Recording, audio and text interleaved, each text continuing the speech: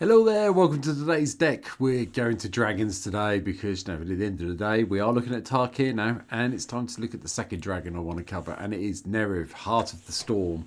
One red, white and black for a 4/5 spirit dragon. Has flying, but it also has, if a creature you control that entered this turn would deal damage, it deals twice that much damage instead. Right. Okay, so yeah. Creatures for haste suddenly become very good. Creatures that have comes into play effects become very good where they deal damage. Yeah, okay, we can do this. Yeah, we can definitely do this. I like building this one today. So here we go. Here's what today's deck really does look like. At the beginning, we have 33 creatures. Fanatical Firebrand's the first one. Haste, and we can sack it off to shock something if we need to, or shock an opponent. So, especially if Neriv's in play. Legion Loyalists I just like having as a haste creature that basically gives all our other creatures first strike and attack when it attacks with two other creatures. The first one of the new cards coming in from Dragonstorm is Mardu Devotee. It's a white for a 1/2 human scout. It's scries 2 when you come in, which is pretty good.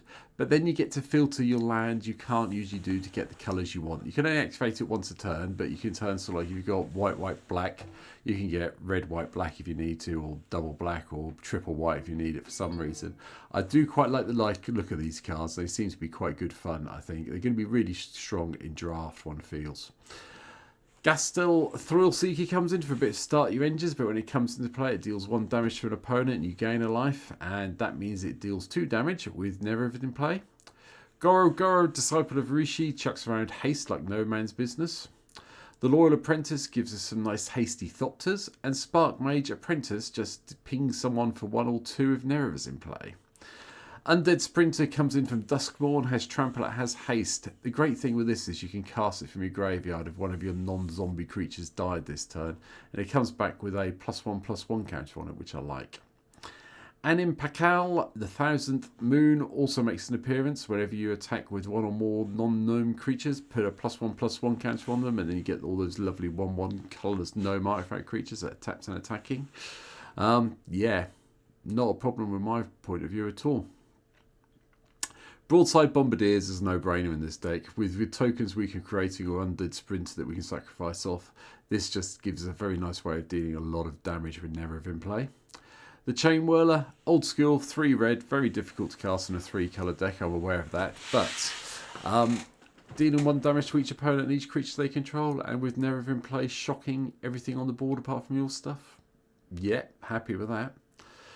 Likewise, a Voldarian Thrill Seeker. You can sack this off if you want to, and it deals damage equal to its power to any target. Or you can put it on one of your bigger creatures and just do it to another thing and get a lot of damage with Neriv in play. Anger, just get it in the graveyard to give everything haste. Basalt Ravager also comes in. It deals X damage to any target where X is the greatest number of creatures you control that have a common type. Now, we do have some ways of getting common types in here. We have a few little things that are kicking around. Goblins, for instance, they're quite a common type. But at the end of the day, even if it's just 1 ping for something, that's fine, because with Neriv in play, it's a shock for 4/2 with a shock. That's okay. But the best card probably in the deck, and I'll be honest about it, is going to be the Fanatic of Mogus. Devotion to red, it deals damage to each opponent equal to your devotion. This comes into play if your devotion's 5 and you've got Neriv in play, there's everyone taking 10. I'm not going to complain about that at all. Queen Marchessa's here because, I like being the monarch, and getting the assassin tokens is always fun. Adult Gold Dragon, Flying Live, Lake and Haste. Ankle Shanker, because I haven't played it for a while, but I quite like this. Giving all our creatures first strike and death touch is a nice little combination. Oriel, the Law Above, is also in. Whenever a player attacks with 3 or more creatures, you get to draw a card, and whenever a player attacks with 5 more creatures, you get to do the wonderful, lightning helix, basically. Yeah, that's fine by me. Coldra Hellkite, Hellion comes in. It comes into play. It deals 3 damage to each creature. So, 6 damage, kind of mini Wrath if you need it. Just be careful, because that will kill Neriv as well when it comes into play. So, bear that in mind. Goldspan Dragon, Flying Haste, Treasure Tokens, you know what it does. Gruesome Scourge also comes in from M20. Enters the battlefield, it deals damage to target player, opponent, or planeswalker equals the number of creatures we control. Nice little bit of targeted, you annoy me, you die, opponent. Rankle and Torben make an appearance purely because of the flying first strike and haste ability. The extra bits you get when you choose, when you attack a pet, when you deal damage, are also very nice, especially if you need the treasure tokens. Scourge of Alcus, Terror of the Peaks, we all know what they do. Don't need to talk about them too much. Aurelia, the War Leader, is also in as well to give us that additional combat. Combustible Gearhog, yeah, you're definitely going to draw the cards if this is out, if Neriv is out and you play this. Inferno Titan is just fun. You can shock 3 creatures, or you can lightning bolt plus, or you can, well, lightning bolts. Oh, you know what I mean. You can either shock everything, you can do a lightning bolt and a shock, or you can do something really big and do 6 damage to someone. Choice is yours, especially if Nero is in play. Croxu and Cronus, Vigilance, Menace, and Lifelink enters. We get to, or attacks. We can exile 5 cards from our graveyard and return a creature card there to the battlefield. Red Dragon comes in with Neriv in play, deals 8 damage to each opponent. Skoa, the Ember Mage, the most weird legend ever. Yeah. Ends battlefield, deals 4 damage to any target. Grandeur effect, just going to ignore, it's pointless. Tyrant of Courages also comes in, deals 4 damage to anything. And then Bogdan Hailkite, you do... sorry about that, was my phone going off, apologies, I didn't have it on silent. Anyway, yeah, Tyrant of Courages, 4 damage or 8 if Never is in play. And then Bogdan Hailkite to finish off. 5 damage divided how we want amongst anyone, or 10 damage to one person if Nerev's in play. Sorceries, we have a few. We have Reanimate, just to bring back anything we want from our graveyard that might help us win. Jessica's Will is one of the game changers to try and keep this at level 5. Is here. Extra mana is always fun. Exiling cards and casting them even better. And then we have Ways to Control the Board entirely. Chain Reaction, Damnation, Blasphemous Edict that such actually start to enjoy greatly, and Blasphemous Act, even if I don't sacrifice my creatures, is still, I like both the blasphemous spells at the moment. We have a few instances with Teferi's Protection and Akroma's Will, just so we can do the Alpha Strike with Akroma's Will and save all our stuff with the Protection. And then the majority of our artifacts in this deck are ramp. It is very difficult with a red, white and black deck to get things like Nature's Law, Kodoma's Reach. Wrong colours, very hard to ramp. So, gone heavy with the artifacts. Mox Tantalite, Soul Talisman, Soul Ring, Arcane Signet, Jet Medallion. I will point out Mardu Monument. I like these. I think these are going to be good cards going forward in 3 colour decks in Commander. Yeah, having the ability to search for a basic and then put it in your hand for 2 mana kind of represents something like, I don't know, Farseek, Rampant Growth, one of the cards that does that. So, yeah. I think we're going to see this a little bit more, but this one's quite nice. Where you can sack it off to get some 3.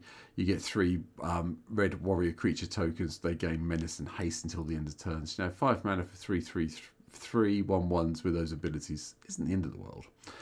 Anyway, the rest of it: Mind Stone, Pearl and Ruby medallions, one of each of the talismans that fit our colours, and then Thought Vessel to maximise our hand size if things go pear-shaped. 9 enchantments in the deck. Animate Dead to bring things back again from the graveyard. Rising of the Day coming in from Lord of the Rings, so we can do the whole everything has haste and then pump all our legendary creatures a bit. Likewise, War Leader's Call pumps all our creatures up and pings everybody when the creatures enter play.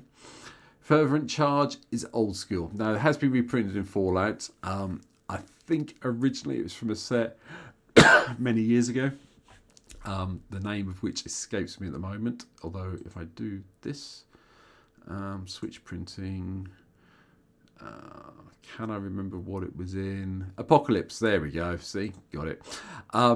Still makes an appearance every now and then, but yeah, giving all your creatures giving a creature +2/+2 when it attacks isn't a small thing to do, especially when we're looking at hasting things in to do the extra damage with Neriv.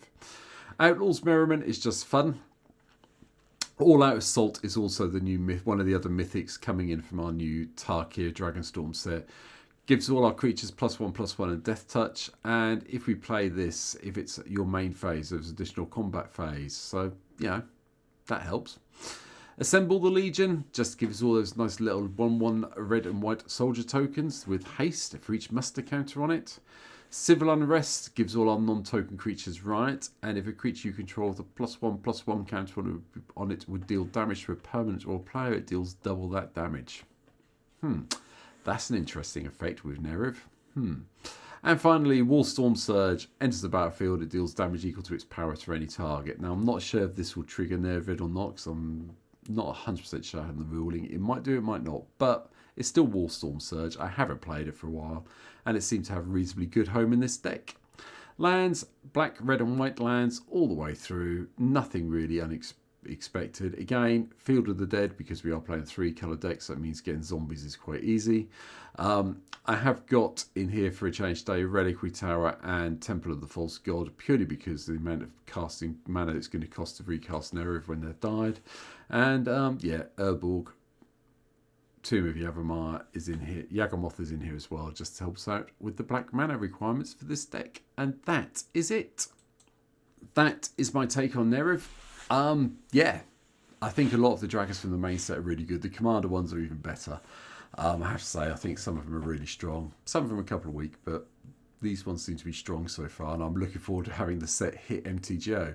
So, if you want to see me play the decks I'm talking about, there's a link down below to Twitch. Come and give me a follow over there. If you could subscribe here, I'd really appreciate it, and hopefully, get me a little bit closer to that 1,000 number. Been trying now for a while to get there, so we're getting there. 631 of you subscribed at the moment. A few more the merrier. Please come and subscribe. But that's it for today. I'll be back tomorrow. We are gonna just look at another dragon tomorrow, and then if I get the chance, then maybe a bonus video on Friday, because I've been challenged by my mods to look at a Final Fantasy card. But for now, if I get that done this week, I'll get it done on Friday. If not, it'll be sometime next week. But for now, I'm going to leave you here with Neriv. Hope you've enjoyed it. Leave a comment down below. I read and respond to as many of them as I can. Hit the like, hit the share button. Please hit the subscribe button if you can. And yeah, I'll be back and see you in the next video. Have a good one. Bye.